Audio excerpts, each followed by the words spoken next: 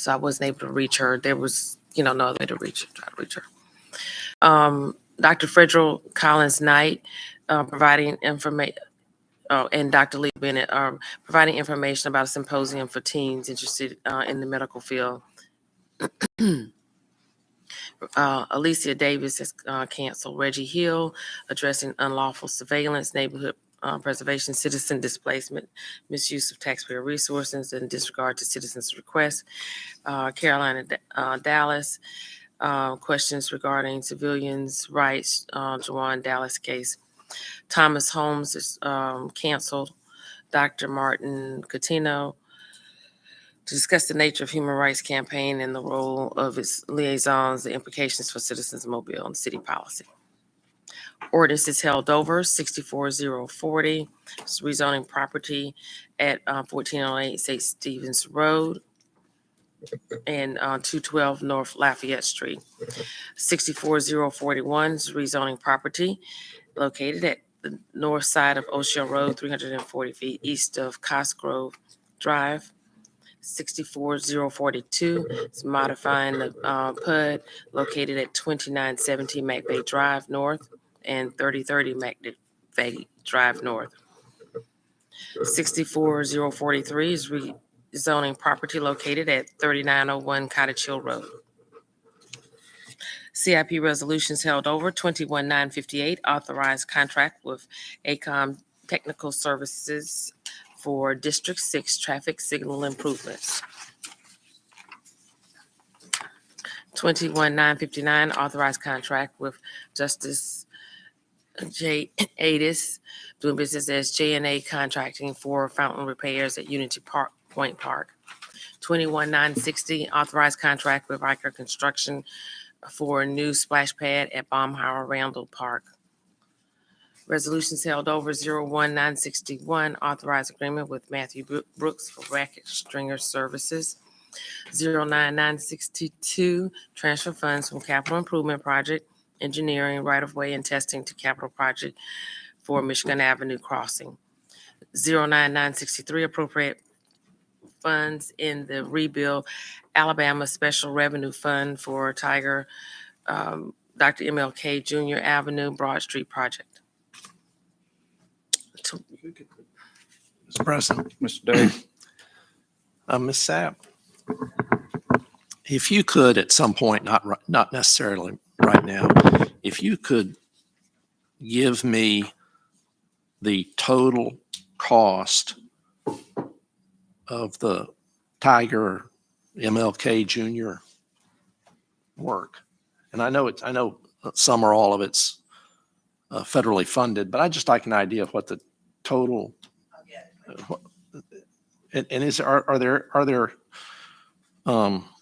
parts of it that we have not yet funded?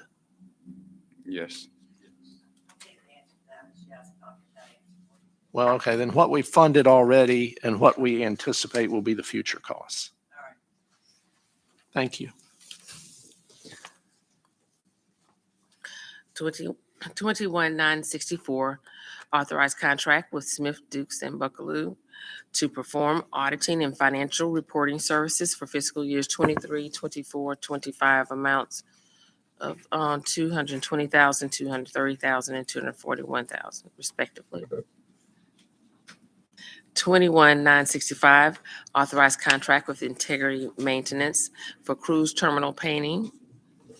21966, authorized contract with Clear Risk U.S. Corp. for claims administration software and services. 25968, accept temporary construction easements for North Washington Avenue, culvert, and street repair projects. 35970, authorized lease agreement with River Yacht Basin Marina for boat slip for Mobile Fire Rescue Marine vessel. 6971, authorized settlement agreement release of claims.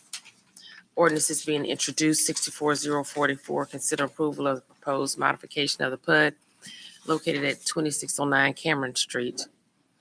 And 64045, consider the approval of proposed modification of the PUD at 350, 400, 530, and 660 Dunlap Drive.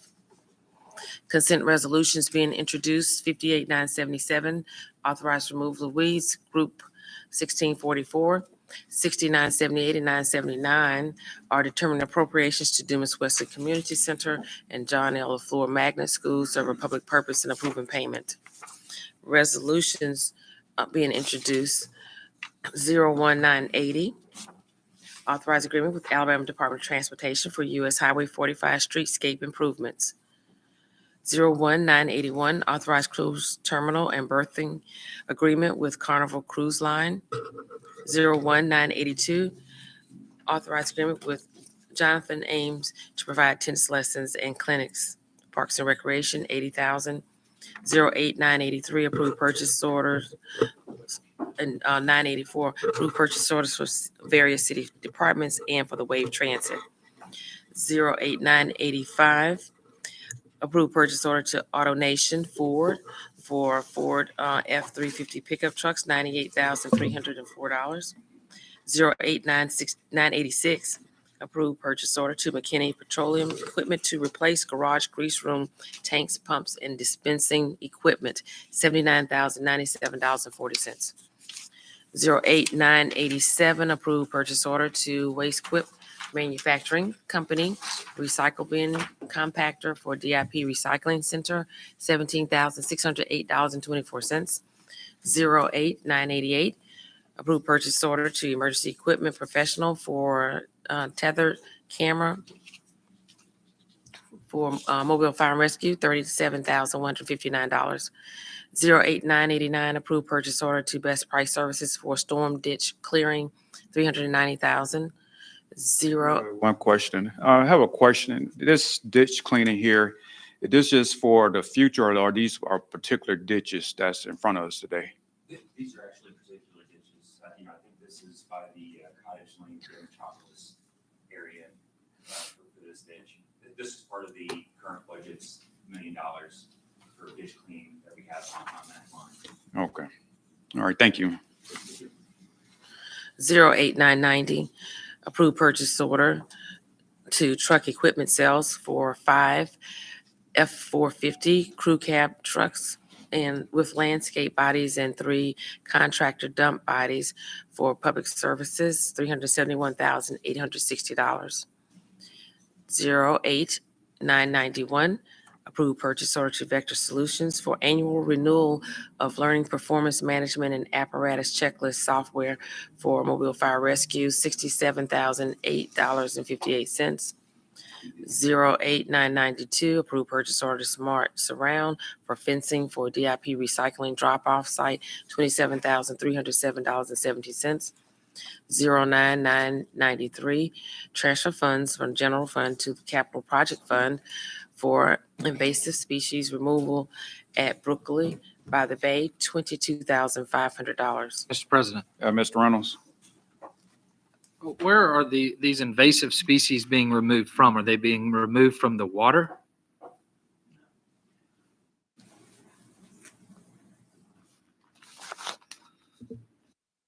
Good morning, I can answer this. So on Berkeley, we have 2 conservation easements. Sorry, sounded loud to me. On Berkeley, we have 2 conservation easements, and part of that is an agreement that we will maintain those properties. And we do have a management plan for that, and part of that is beginning to remove the invasive species. And this money transfer, we will begin that work. Okay, thank you. 09994, allocate funds from unassigned fund balance in the general fund to various capital projects, $5,830,000.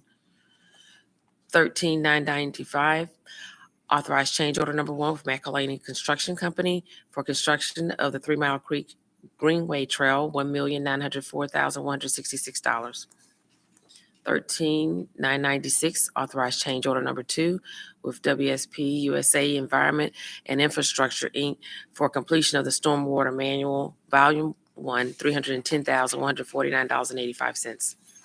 21997, authorized contract amendment with Lane Federal Solutions for YES program, increase amount to $288,000. Council, I believe that Ms. Smith had text, I believe everyone asking us to move this up. They need to go ahead and pay the youth from this past year with the YES program. If there's no exception, we could try to move this up on the agenda for today. We'll take it up. Take it Yeah. up. 21,998, authorized contract with Sane Associates for Government Street and Royal Street traffic signal improvements, $30,000. Call for public hearings, 41,999. Call for public hearing to consider approval of a conditional use permit to allow a home-based daycare in an R1 property located at 611 Shannon Street, scheduled October 10th.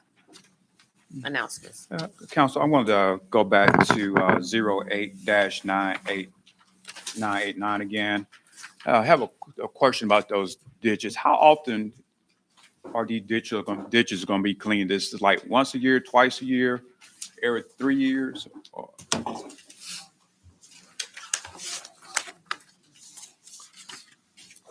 There's work right now for ditches. There is no, we're not at a point where we're gonna have a recurring cycle yet. The goal is to try to, we spent $1 million this year. I think we've cleaned. Hey, could you get the mic?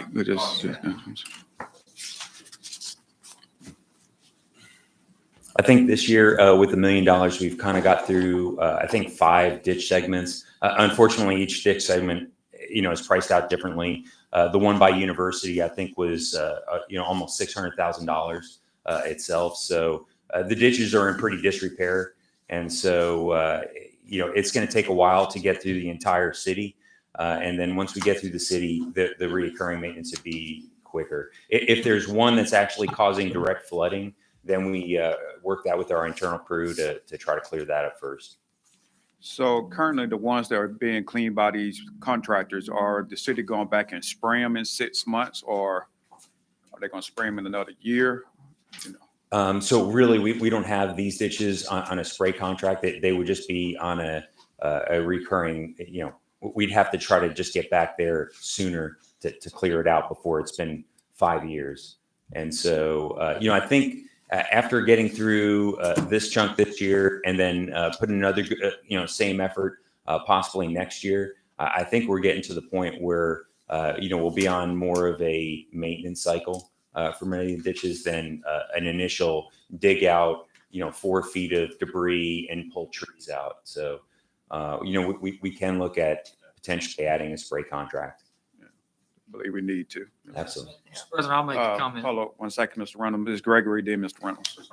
Yeah, I just Yes, ma'am. had a question when you said repair. So are we making repairs on these ditches, or is it just the cleaning out, pulling up the weeds, the old trees, and just clearing it out so the water flows better? Is it both? So for this contract and the contracts that I've been working on, it's clearing.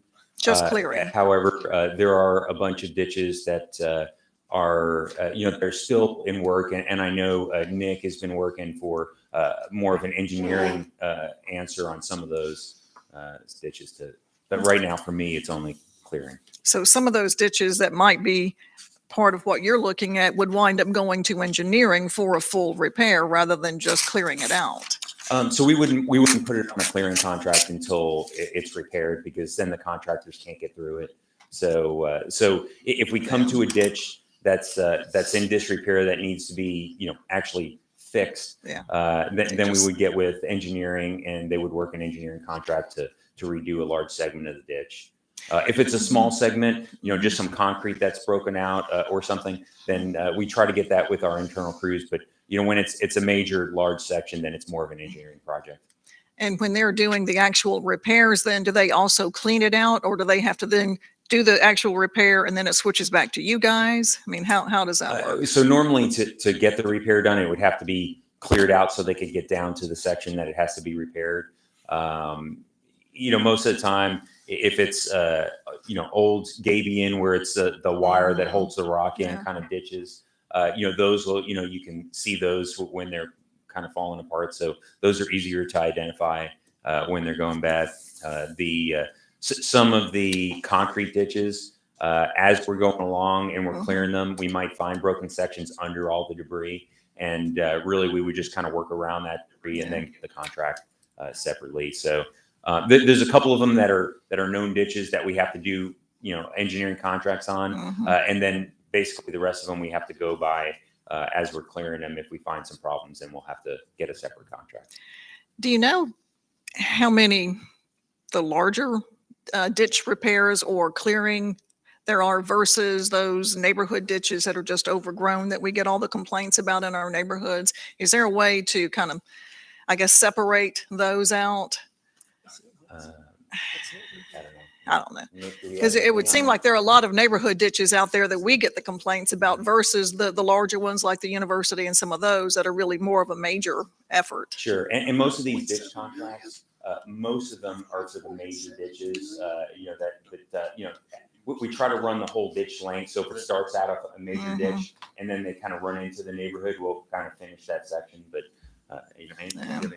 Mark's folks work with us. I mean, there's Yeah. hundreds of miles of ditches. And just because the ditch starting to fail, we're not going to call Armageddon on it. If it starts encroaching into a structure, then obviously we're going to elevate that much more quickly. Just because it's gotten out of its lines, if we fixed every one of those, I mean, every dollar of the CIP would go towards ditches. So he works very closely with us, and if something's getting to where it's threatening a structure, be it a physical building, or if it's starting to threaten a mall facility or some other utility, then we work and try to elevate that. And then of course we work with y'all with the CIP funds to make it a priority.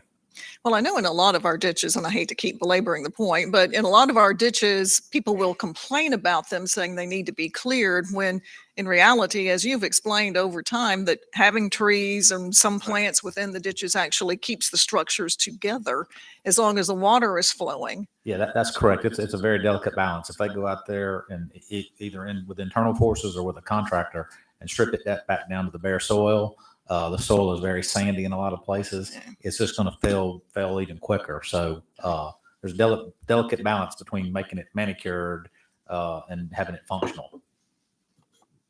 Mr. Reynolds? In this year's introduced budget, looks like there's a carry forward or carryover with our amendment last year for $1 million in this category. Looks like we're going to do that again this year with an increase of $80,000. So just want to bring everybody's attention to that. Mr. Davis? Mr. Amberger, to go back to the ditches, even when we're talking about the concrete ditches, I believe that there's an advantage to having some material, some vegetation sometimes in the concrete ditches to slow down the flow of water so that there's less chance of subsidence. Is that correct? That is correct. I mean, the vegetation does a good thing. I mean, it slows the water down. And again, as long as that water is not causing a secondary problem, to private property, vegetation is not always a bad thing. We've spent millions and millions of dollars of District 5 CIP funds repairing these concrete ditches.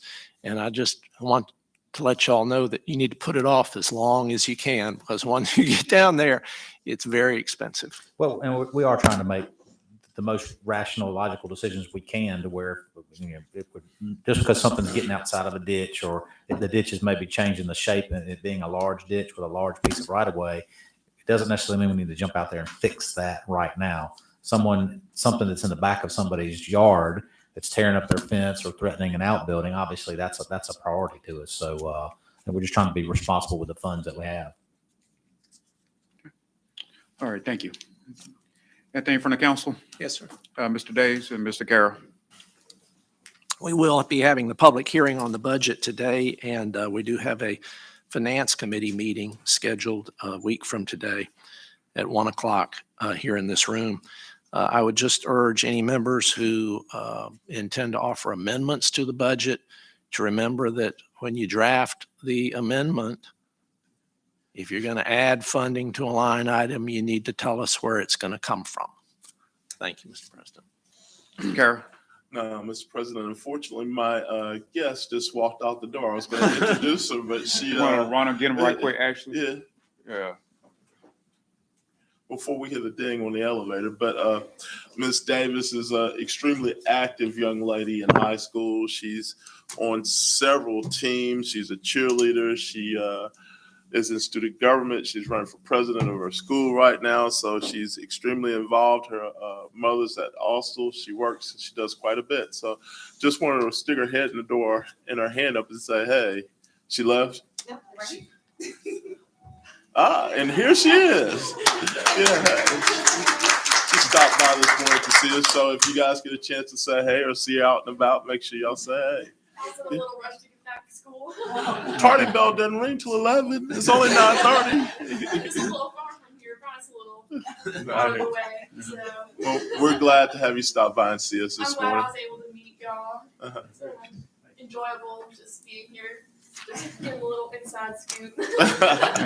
Well, thank you for having an interest. Yeah, thank you for joining us. Thank y'all Okay. so much. And y'all have a good day. I know. Anything from the administration? Uh, All right, Mr. Mr. Penn. President, yeah. Well, we've got some assistants second row. I think it's funny that y'all didn't sit on the front. Nobody wanted to be on the front. Mr. Penn. All right, thank you, Mr. President. I did had we've been getting a lot of calls, of course, and I'm sure y'all have been receiving it regarding animals being aggressive. I received a message that animal control, of course, doesn't, when the dog is super aggressive, like pit bulls, I'm not sure it's true, they can't try to capture the dog. Do we have anything in place for those type of animals? Like if that continues to happen, then what does the resident do at that time?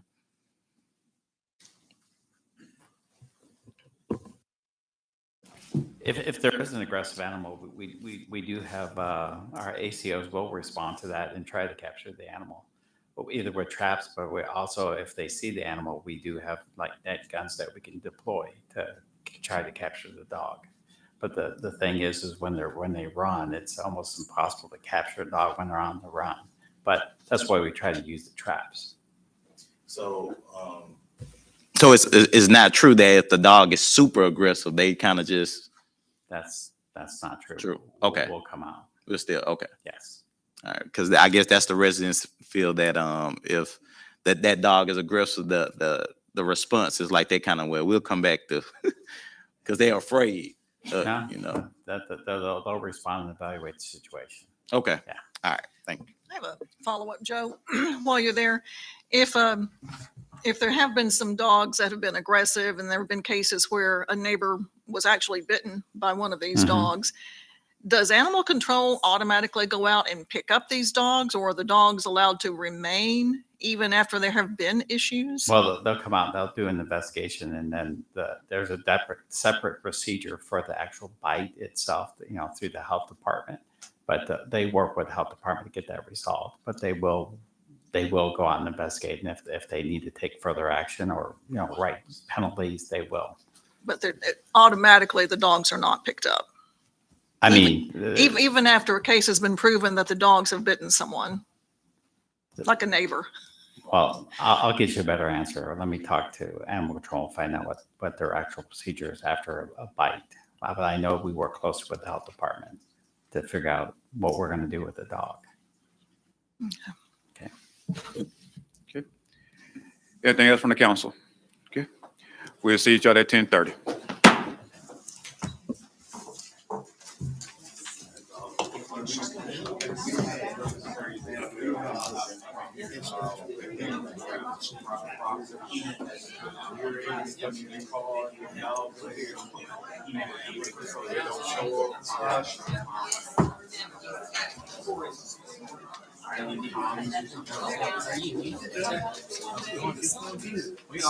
I remember that. Yeah, I'll get with you.